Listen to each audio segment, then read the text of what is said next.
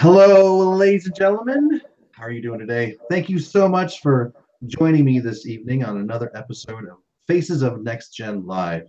I am Eric Wells, and on this show, it's a kind of an interview format show. We kind of get to know various genealogists from around the world, around the country, around the hemisphere, whatever. And we interview them on a regular basis and just kind of get to know one another. Again, I'm Eric Wells. I'm the education coordinator for the NextGen Genealogy Network. And I also have my own company, Legacy Left Right. But today's not about me. Today is about our very special guest. I am pleased to sit down and talk with Mr. Steve Fulton of the Ontario Genealogical Society. How you doing, Steve? Not bad, yourself? I'm doing pretty good. Not too bad. Now, where are you talking to us from? I'm currently talking to you from Lock 7 in Thorold, Ontario, where the Niagara Branch has their office of the OGS. So you are in the OGS's offices, the Batcave, if you will. Well, the Batcave, it's the local branch has worked with the local historical society to develop an office. So this is kind of a subsite of OGS, if you want to look at it that way.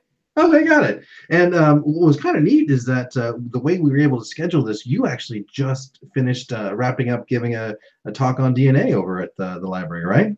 Yes, I did. Just down at the Thorold Public Library, I did a conversation just on basic genealogy because a lot of people basic DNA, just because a lot of people are, I did the test. What do I do now? Right. Just a little bit of guidance is what people need. To get them moving forward, and then provide them with some resources, maybe to go talk to some professionals, or check on YouTube, or go buy a book, or do whatever. But ultimately, it's about helping them connect to their past. Yeah, a lot of people when they see these DNA commercials, they're like, "Oh, this is kind of cool." They order the kit, and when they get the results, they kind of see their ethnicity. And then they have like a whole bunch of other stuff, and they have no idea what it is. And so you kind of talked about that, and I think it's what I'm seeing from what Ancestry is doing, and several other companies like MyHeritage, is that they are really giving us as genealogists the opportunity to like a foot in the door for other people to get excited about genealogy. Yes, it's a great way to connect with people. And they're doing a fantastic job. Their marketing and stuff, they're really feeding back to the local genealogists, to the boots on the ground, to provide support to those who have questions. So, yeah. Thanks for doing that. So, Steve, tell me, how old are you? Well, you don't have to give me your exact age, but give me like the decades or so that you're in. Like, what's your age range? I'm over 45 and under 50. Perfect. Where am I? Yeah, I'm 47. So you're a next gender yourself? Yes, absolutely. Barely, but yes. And what do you do for a living? What's your day job? My day job is I have my own business that I'm currently building as a technical consultant into communications and networking and wireless and all that. So it's more like the technology stuff that you're working with your clients on? Yes, in providing, it's not really big business. I want to be more focused on nonprofits and residential people, but more nonprofits because the technology is there to empower them to fulfill their mission.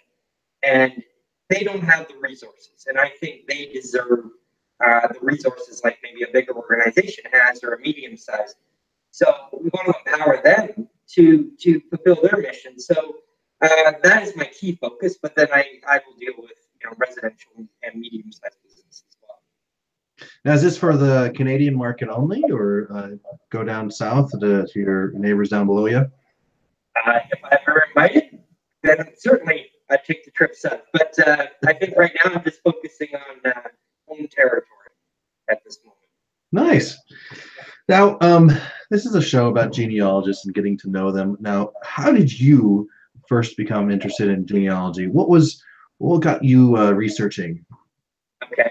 Well, a lot of people, if people are listening who know me, they're going to laugh because they're going to know the story. But ultimately, it boiled down to simply one phrase my wife said to me, because, of course, I'm completely addicted to computers and technology. She looked at me and said, "Get a hobby." And I said, "Okay, I'll get a hobby." She goes, "Well, I don't know where my grandfather came from." And I found out that he was a British home child. He was sent over when he was 7 years old. And I discovered that, but she didn't realize that getting a hobby in genealogy meant that you even became more addicted to your computer and the internet. So it worked for her, but it kind of blew up at the same time. So it was really the discovery of her papa that inspired me to, answer her questions, because she really longed to know where she comes from. Yeah. And how long ago was that? Golly, that's about it's got to be 20 years now. Yeah. That I started out, and I kind of did it on my own for a while, and then, like my bio said, I finally realized that there was other people out there that were kind of like me. You're definitely not alone. That's good. So you've been doing it for about 20 years, and I imagine you've done a ton of research on your own family and your wife's family. Tell us about an ancestor, just an ancestor that you would really want to meet. I have an ancestor by the name of Matthias Wilson. And I really want to meet him because there was just a lot of things in his past and his job and that he did. And besides, he just has a really cool handle. And, Matthias is a first name. And I really wanted to kind of meet him and to understand more about, the time period he comes through. Yeah. What time period is that? We're talking late 1800s into the 19s. Okay. But it's a lot what was going on in my family during that time. So yeah. Is most of your family from Canada? From Canada, from Ontario. My Fulton side is actually from Scotland, and my UE side is actually from Bucks County, Pennsylvania. Oh, okay. And, so that's the Overholts, and due to the Revolutionary War, they came to Upper Canada at that time. So it's a mixed bag where my family come from, but it's got rich heritage. Yeah. Yeah. We actually have our first question in the chat room. That old school girl asks, what do you do when you hit a brick wall in your research? That's a great question. And, I do my very best to do my research, but to be really honest, I talk to the boots. I talk to the boots that walk the ground every day, and there's more people who know more than I. And I reach out. I'm part of the society. I start asking around, especially my family's from another county from where I live, and I live in Niagara. And so I reach out to those people who may have a better understanding. Because I always say you need to understand your geography before you understand your genealogy. Yeah. Getting that understanding maybe can get me over that. Got it. Sometimes I often find that I have to just like set it to the side for a month or two and just come back at it with some fresh eyes. And like you said, ask for some help too. It's a great advice is to ask for some help, definitely. And there's a ton of places out there that you can do it, not only in this various societies like you mentioned, but also various Facebook groups and Twitter folks. I'm surprised how many people don't utilize the power of YouTube and the resources that people have put on, from professionals to societies and of different events, interviews that happen, and all these different tools, videos that you can learn from YouTube.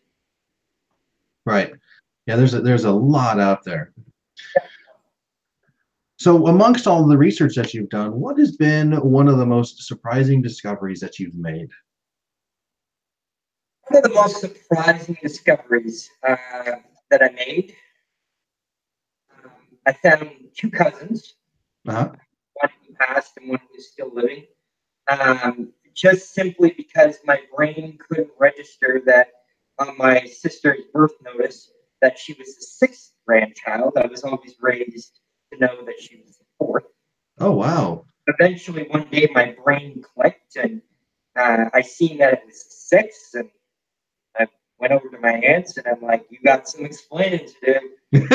The way she told me, so that was great because my cousin didn't know any of the family, so I was able to connect him back to the family, and the other surprise is just last. I don't get to do my genealogy too often because I'm so involved in the society, but just a while back I did some research and I found out by a millisecond that I could have been, your next door neighbor in the U.S. because my family actually originally immigrated to the U.S. Oh, wow. And one of the daughters got into a little bit of mischief, and we'll just put it that way, and they shipped her back to Scotland, where she gave birth to a son, and then they immigrated to Canada. Oh, wow. So you kind of took your family kind of took a ping pong route almost. They came over to the U.S. and then went back to Scotland, and they crossed the pond 3 times from the sounds of it. Well, yeah, actually, the family came over and just shot her back to Scotland. Okay. Back, so they probably shipped her back to grandma, and then come back to Canada. So that was really cool to discover. Yeah, sounds like it. Now Yeah. you've got the designation after your name. It's UE, and I don't see that very often down here in America. And we were talking a little bit about it before we started the show, but let's talk about it now. Like, what is the UE designation after somebody's name? The UE is a very Canadian designated, very unique Canadian designated initials. And please don't quote me word for word. And there's probably somebody out there making sure I'm saying it word for word, but I'm going to get it wrong. But UE is unity of empire. And it comes from the Revolutionary War, where my family came from Bucks County, Pennsylvania, and fled to Canada, or Upper Canada at the time, and declared swore allegiance to King and country, got 200 acres of free land. And Lord Dorchester, back in 1792 or 1793, decreed that any of those folks would be allowed to bear the initials UE after their name. And that also included their sons and daughters and all descendants that come from them. So I bear the UE after my name in honor of my ancestors. It was a difficult time, a troubled time. A lot of people can point fingers back and forth and whatever, but I wear it as a badge of honor to my ancestors and to the research that I've done. Now, did any of your other ancestors take that designation on too? I received mine through the Overholt family, but also I'm related to Christian Warner, who's my seventh great grandfather, who served in the War of 1812 and in the Colonel John Butler's Rangers, and he was a United Empire Loyalist as well. So, yeah. Got it.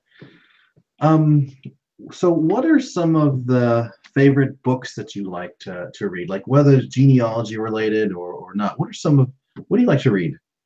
Okay, well, I've seen your question from that earlier, and I was thinking about that. And, I'm a facts kind of person. I really am. I'm a networking IT kind of guy. So wiring diagrams, I love.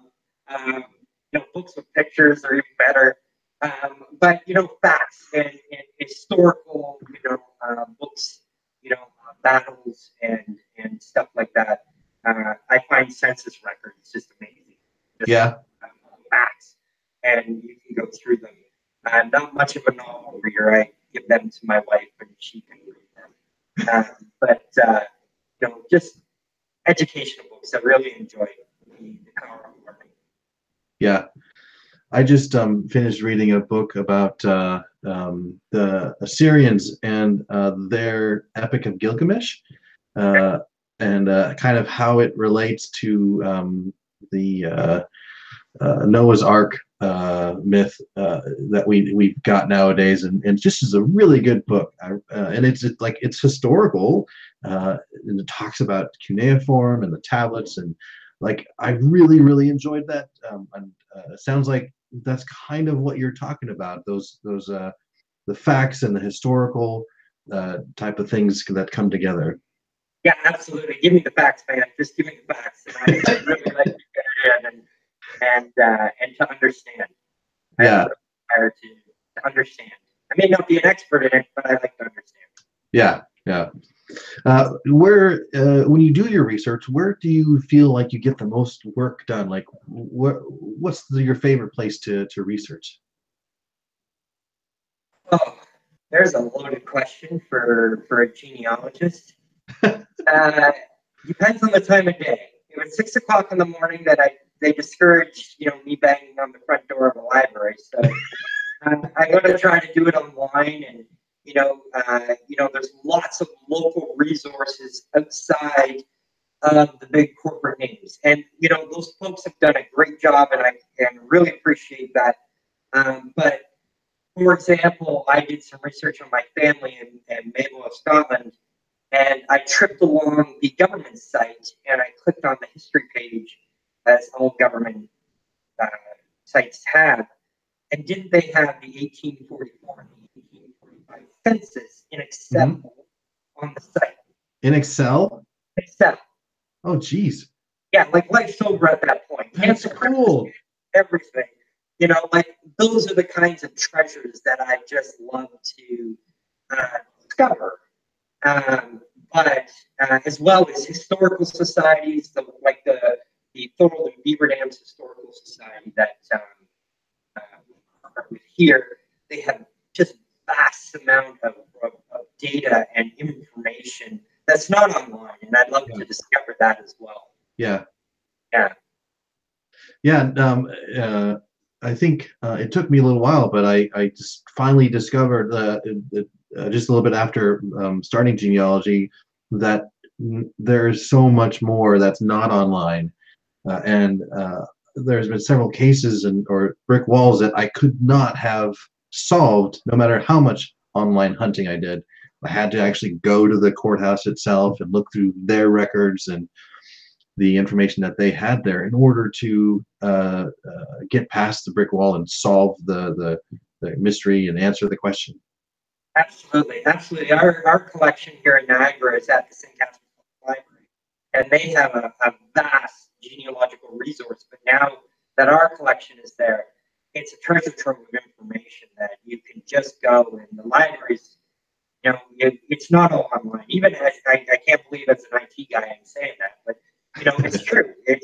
You got to get out into the local resources and dig through them, because when you are searching at 1 o'clock in the morning, do that hard online.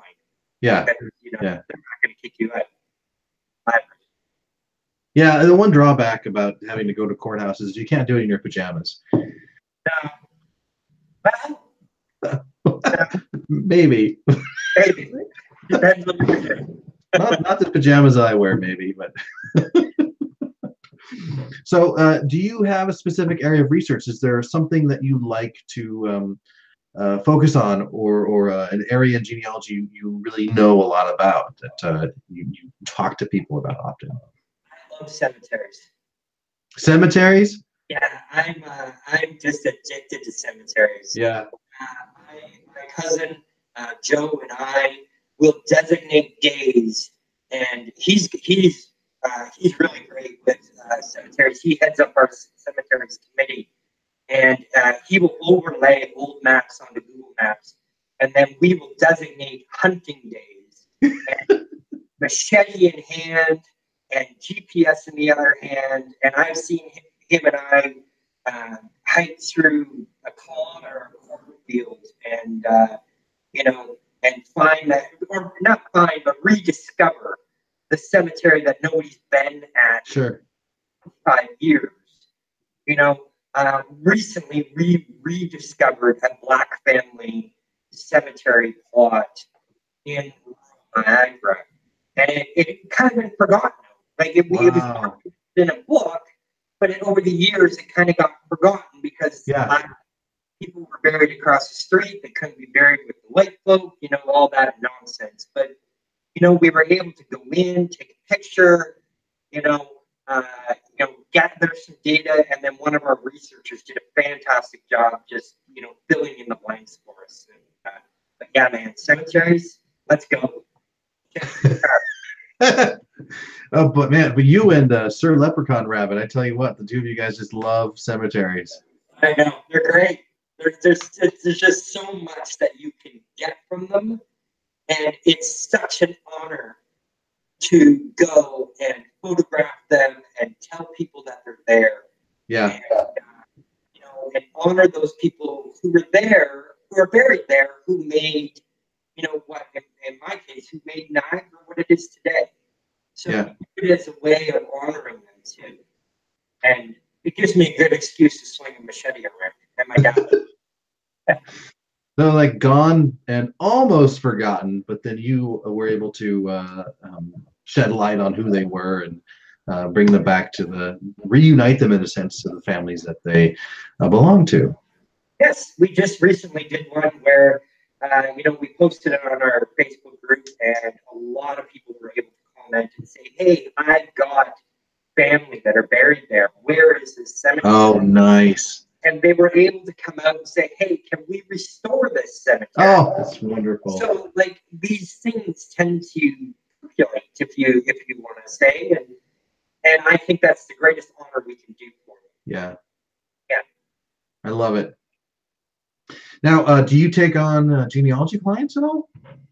No, at this time I don't, and there's a very firm reason I don't, is because there's a lot of great, and well, great is not, it doesn't even sum it up, but excellent professionals out there that take on people. My goal at this time is the society and the work that I want to help others in the society, because I think the society is a vital link in the whole pie of genealogy, if you want to look at it. And at this time, if people come to me and say, "Hey, can you help me?" I was doing a class today, as we said earlier, and some lady came up and asked if I could help her. I said, "Here's my card. Let me get you connected to someone else." Nice.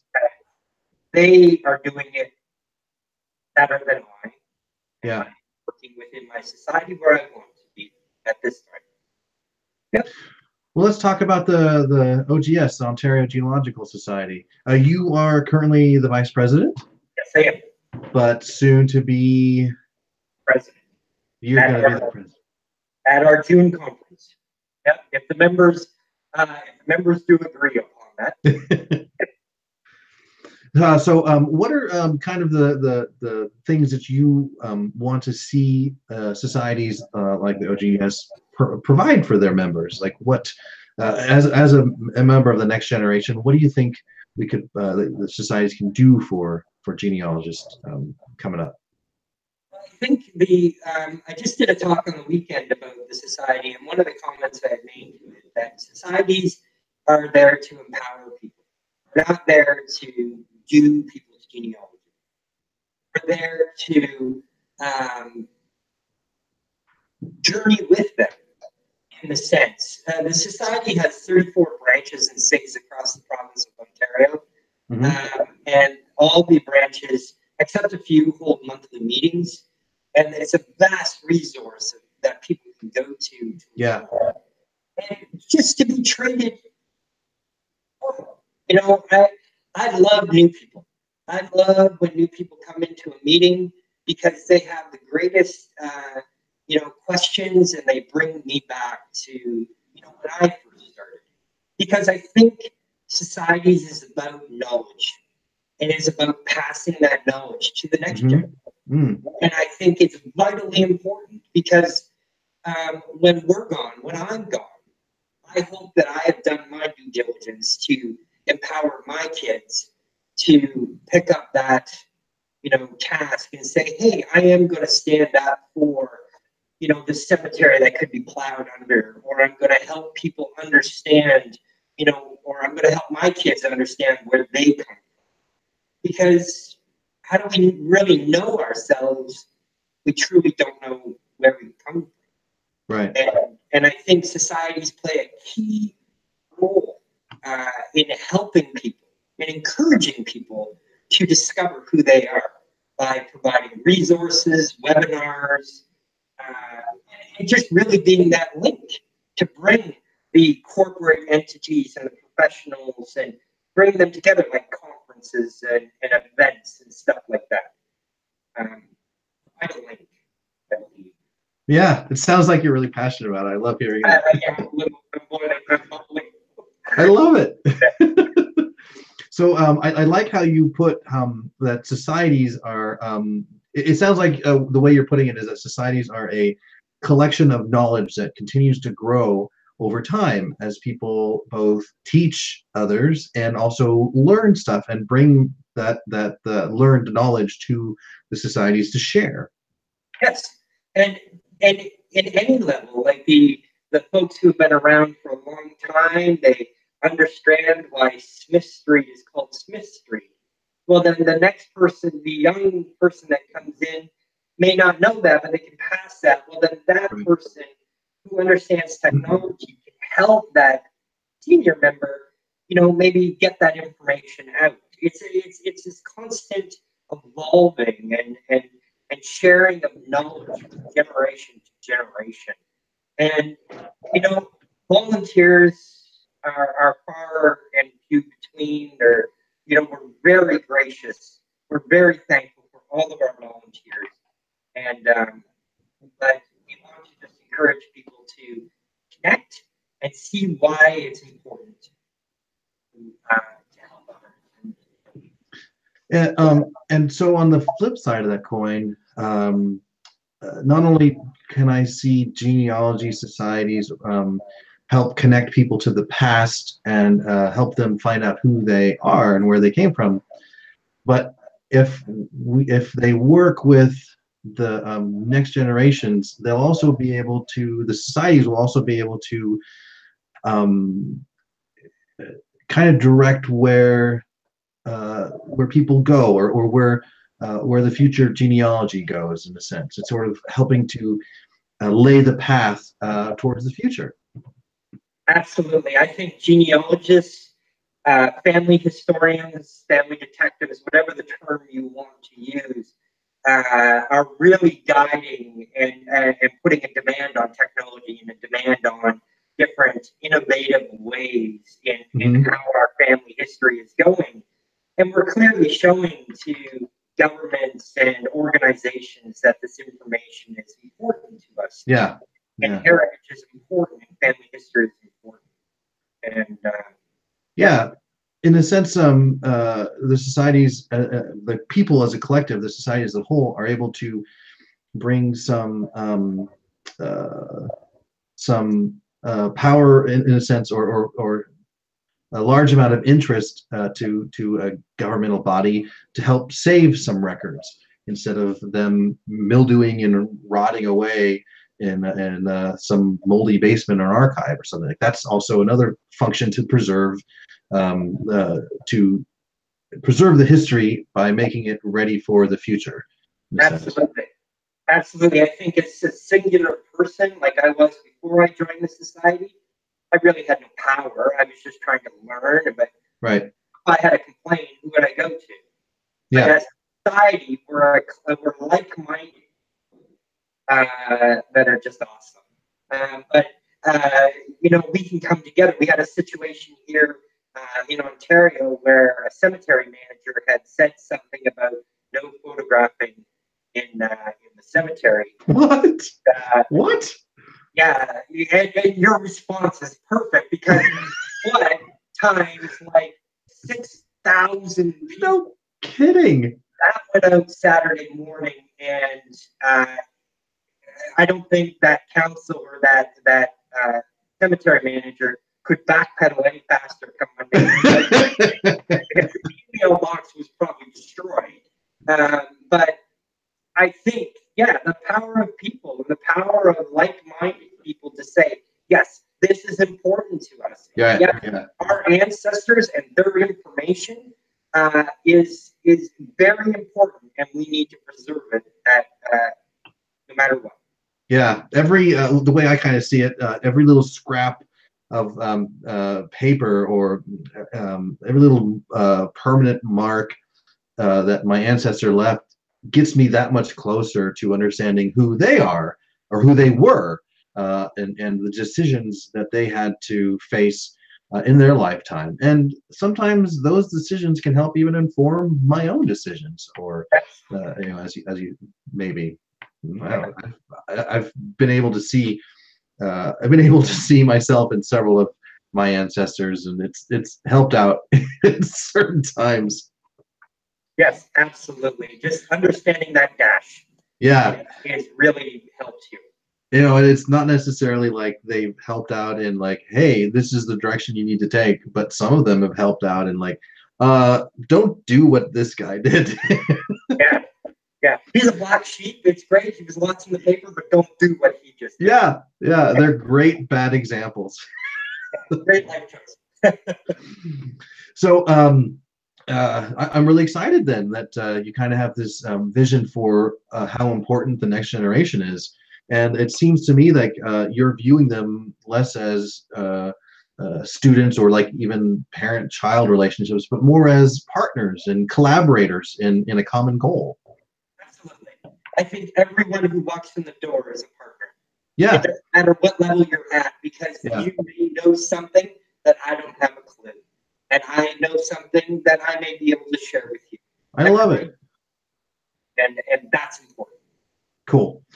Now, one of the questions here is, do you attend conventions? But I know that the OGS has got a fantastic convention coming up at the beginning of June. Yeah, we have conferencing well this year. Conference 28 is usually 2018 is what we usually call it, and it's going to be a great opportunity for people to come and to connect and to learn and to get what they can't get on the internet, and that is networking. We're going to have some great speakers. There's a massive list.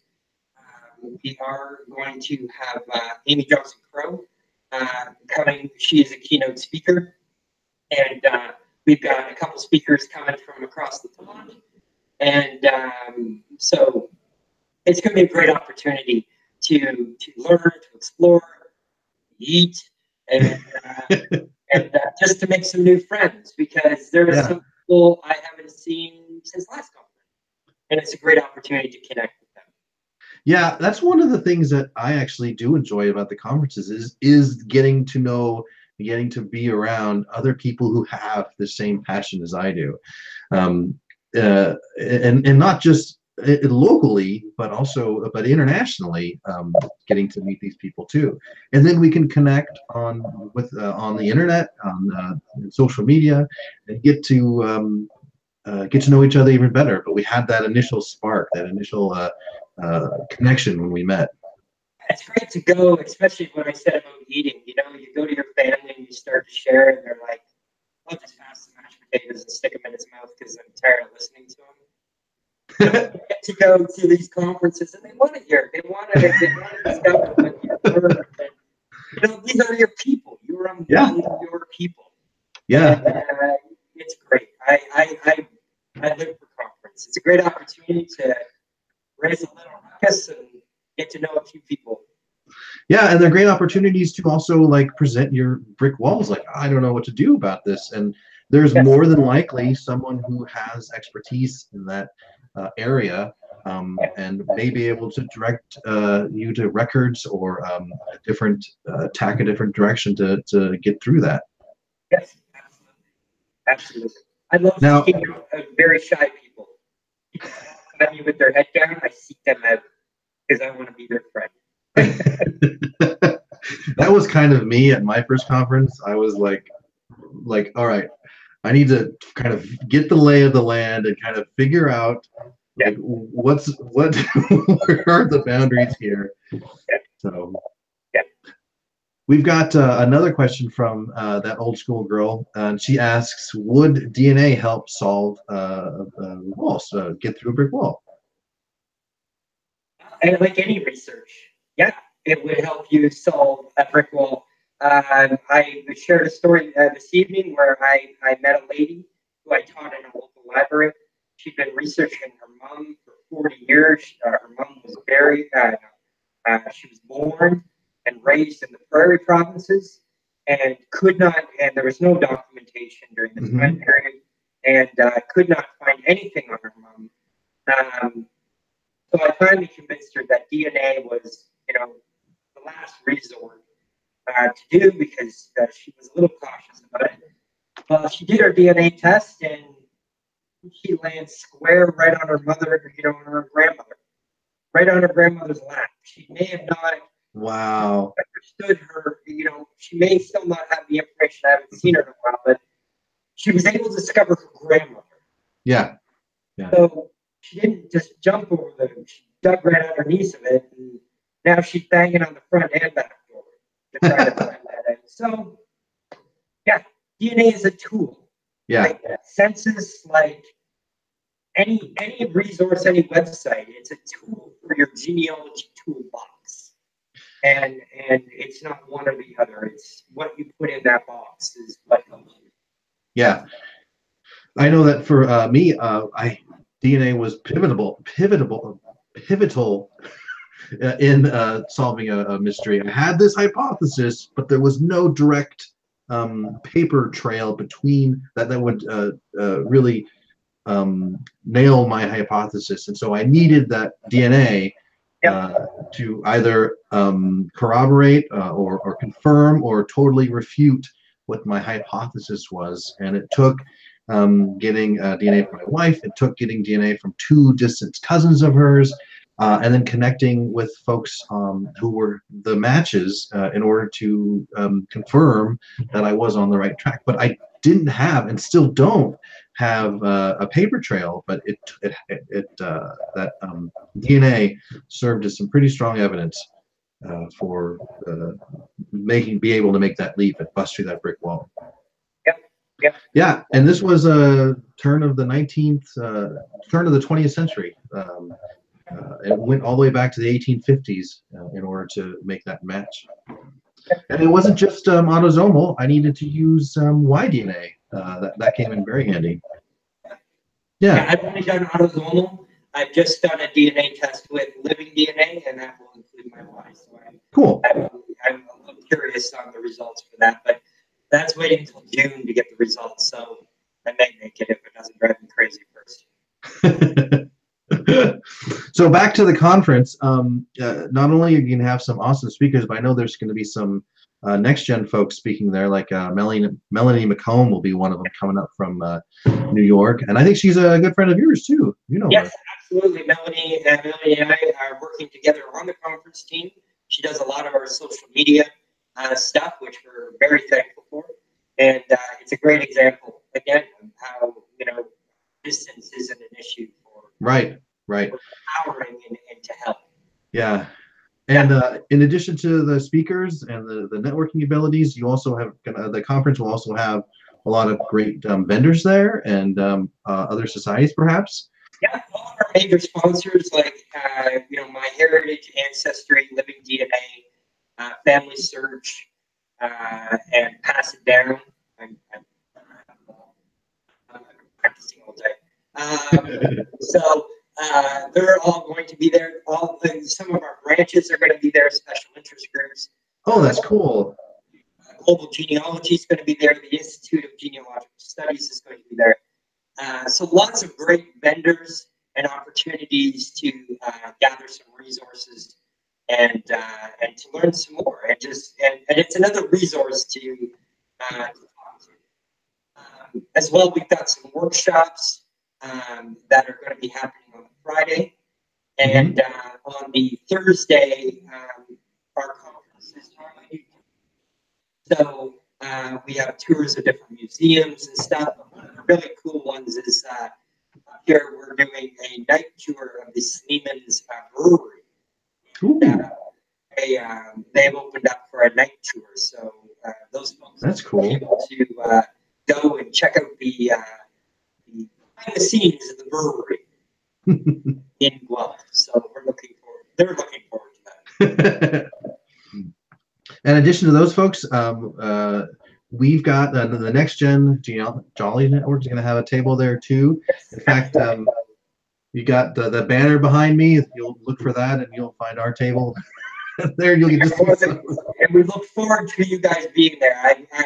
I'm hoping you bring enough swag because I need to buy a sweater for sure because I got to wear it around. I think I'm going to wear it when the AGM is on, and I'm going to wear it if the members choose for me to be their president. I think I'll wear it at the podium. Oh, I love it. That's a great idea. What else? Oh, we're just about wrapped up here. Where can people find you on the web? Where can people get hold and talk to you? Well, the easiest way is if you just Google me. But you can look me up on the Ontario Genealogical Society site. You can find me on Facebook. I'm really doing my best with Twitter, but I kind of struggle with that a bit. Just finding the time. The Niagara branch, the Niagara Peninsula Branch of the Society as well. You'll find me around, and I'd love to talk to people. I really love to learn and to discover people and where they're going. Yeah. So I've got all those links in the description in this video, so you can go find Steve out on the web, and I'll bet from the sounds of it, he'd love to hear from you if you are attending the conference to have him walk up and say hi to him. Yeah, that's great. We look for the guy in the big hat. Yep, with the big hat. Looks like a Curious George hat. It looks fantastic. Well, I think we're just about out of time. Steve, is there anything you want to wrap up with before we sign off? Well, as I always try to say, most of the talks that I do, always have your plan for your genealogy, because we'd hate to see it, go where it shouldn't go. If something was ever to happen to us, make sure your genealogy outlives you. Take the time. You've done the years of research. Take the time to plan for it, and so it survives for the next generation. And genealogical societies, historical societies, they are the boots on the ground. Support them, encourage them, because I couldn't imagine doing my genealogy without them. Yeah. And I joined them, 10, 11 years ago. But I learned in 10 years, I learned in 1, 2, being part of the society. I had a better understanding. And support them, go to their meetings, go support them and where they're going. If you don't want to be a member, maybe make a donation or donate your family history to them. They're vitally important as part of the great pie, if you want to say, concerned to family history. So, thanks for having me. Well, thanks, Steve. That was fantastic. Thanks for wrapping up for us here. Well, guys, that's it. That's another episode of Faces of NextGen Live in the can. We're going to be back in a couple of weeks, and I'm really excited to actually be interviewing and talking with Madam Ancestry herself. So look through the Twitters, watch the Facebooks, and here on YouTube, and you'll see when that episode will be airing next. And I look forward to seeing you then. All right, guys, thank you so much for joining us. Again, I'm Eric Wells with the NextGen Genealogy Network and Legacy Left Right. Have a good evening, and I'll talk to you later. See ya.